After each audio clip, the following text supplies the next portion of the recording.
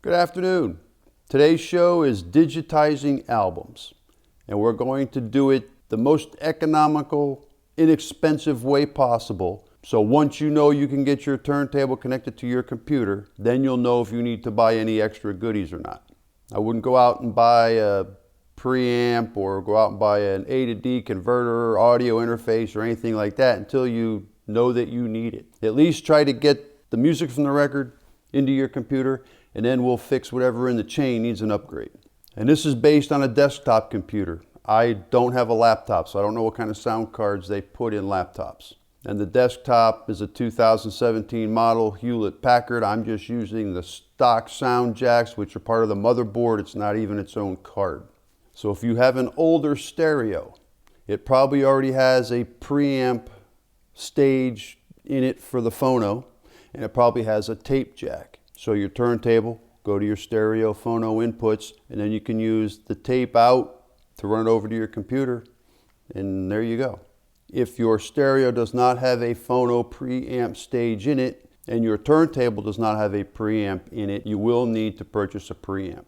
And at that point, you can purchase a preamp that has a USB output, so it's already digitized for you, and you just go to a USB for your computer. But those get kind of expensive. This is the simplest, most economical if you already have all the components. We've got the phono cables coming out of the record player. We'll hook up the ground. We hook the RCA jacks to the phono. You'll find these tape circuits labeled differently no matter what you buy. In my case, the record, these two jacks are what send the music out to the tape deck. So we're going to use that to go to the computer. Now over to the computer. So on the computer, you've got a bunch of different jacks. This one actually shows a little tiny arrow going in, but this one actually says in. Sometimes they do not. So now I have a 3.5 millimeter stereo jack that'll plug into the computer. And we're going to plug that into the cord coming out of the stereo. Put that in the in jack. That's the simplest method that costs us absolutely nothing, maybe other than the 3.5 millimeter adapter. Maybe $3, $4 for that cord. Now, if you don't have a stereo, you will need a phono preamp if you do not have a preamp stage in your turntable. So I have a phono preamp here. If your turntable has a ground wire, hook up the ground wire. Got the two RCAs in, where you can use the same cord, 3.5 millimeter jack, right into your computer. Your path is complete. When it comes to the preamp, this is where you can use an audio interface, analog to digital converter. Today, these are even coming with a USB output. So you could take the USB output, go right over to a USB input on your computer. Now let's check what the computer can do. Now you'll have to have your 3.5 millimeter jack plugged into your computer to make that jack active. You're going to go to Control Panel. We're going to go to Hardware and Sound. And under Sound, we're going to select Manage Audio Devices. And on the tab, we're going to select Recording. Now I got the green check because I have the jack installed. If I did not have that jack installed, it'd tell you not plugged in, and you can't do anything with it if it's not plugged in. There's no tabs. So now that we've got, we're going to select the line in, and we're going to come to Advanced. And this is going to tell you the bit depth and sample rate that you can do with your current sound. I have the ability to do CD quality. All the vinyl digitizing gurus say you want to use 24-bit depth. I don't have that option. So my first purchase is a new sound card to give me 24-bit depth. Now if you're going to use a program to record your vinyl, this is where I have checked this box because Vinyl Studio, which I use to record my vinyl, I let that program set up the record quality.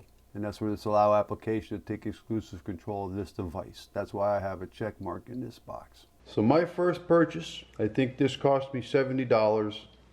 I bought this gaming sound card. It's 5.1. I don't care about the audio out. I care about the audio in. And this does say on it high fidelity audio. But nowhere on this box does it talk about the audio record. All it tells you is it's 192 kilohertz, 24-bit depth output. Nothing with this card says anything about input. You have to go to the website and look under recording features, because not all of these gaming cards record as well as they output. This is where you have to go to the manufacturer's website. Even here it tells you high-res audio, but we need specifications. Sample rate resolution. Here's where we want to look at analog record sample rate and resolution. 48, 96, 192 at 16-bit depth or 24-bit depth. So this is what I'm looking for to record my vinyl. So I picked a winner. I have installed my new sound card. It was 100% plug and play. I didn't have to do anything and it's ready to use. So we're back in control panel. Sound and hardware, manage audio devices. And now you'll see I've got my new sound card. So we're going to go to recording. We're going to go to the microphone jack, as it said microphone in on the card. So that's where I have my 3.5 millimeter plug stuck in. So we'll double click that. We'll set advanced. We're going to see what kind of format we have. And there we have it. There's all of our 24-bit, and that's what I want. The vinyl gurus say you want 24-bit, 96 kilohertz, so we're good. Okay, we're ready to record studio quality vinyl and digitize it. Well, I hope this video helps somebody out, because when I was looking to digitize my albums, and I started looking at what people were saying you need, I was really bummed out with the fact that I'm not going to buy another preamp device to digitize my vinyl. This phono preamp, it's not inexpensive and it's high quality. And I'm thinking, well, I really don't want to have to buy something else to replace this to digitize my music. I did enough research to figure out the easiest, most economical way to go from record to computer. And then from there, I upgraded my chain, which for me was the sound card. For $70, I can now record 24-bit depth at 192 kilohertz. So try to use what you've got first. If you can't make it work, then start upgrading. But don't just jump off the ledge and buy everything that everybody tells you need to buy, because you might not need it. And if the quality of sound is not what you want, then start upgrading piece by piece. But get the complete path first, make your recordings, decide what you need or whether you like it or not. Now that this sound card has given me studio quality recordings, I'm ready to start digitizing 24-bit depth. I've been recording albums in 16-bit just to understand how the program works. So the next video will be a tutorial on Vinyl Studio, because that software is awesome, but you got to pay the full $50 for the software. Don't cheap out and buy the half-assed one, because you'll be scratching your head because it won't do something you want it to do, but the $50 version will do it for you. Well, hey, thanks for watching. I hope this helps somebody out by getting the analog off the platter into the computer as a digitized file. Cheers with an icy cold gin and tonic. Happy digitizing. Take care.